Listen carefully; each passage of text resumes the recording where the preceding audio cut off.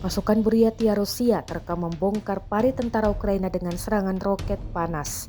Rekaman detik-detik roket menyerang beredar di Telegram pada Rabu 11 September 2024. Dalam keterangan unggahan disebutkan pasukan Buryatia Rusia membongkar posisi angkatan bersenjata Ukraina di arah selatan Donetsk dengan bar termal.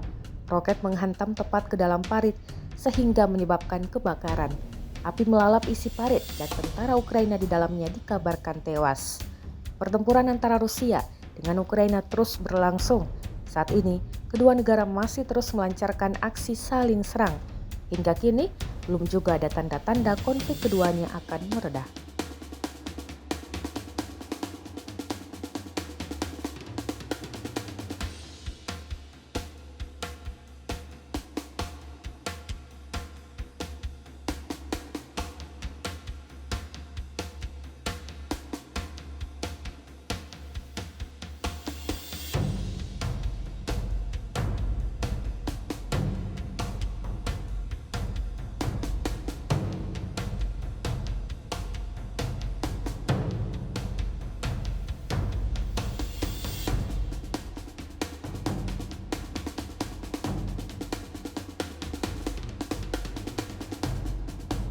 Download Tribun X sekarang, menghadirkan lokal menjadi Indonesia.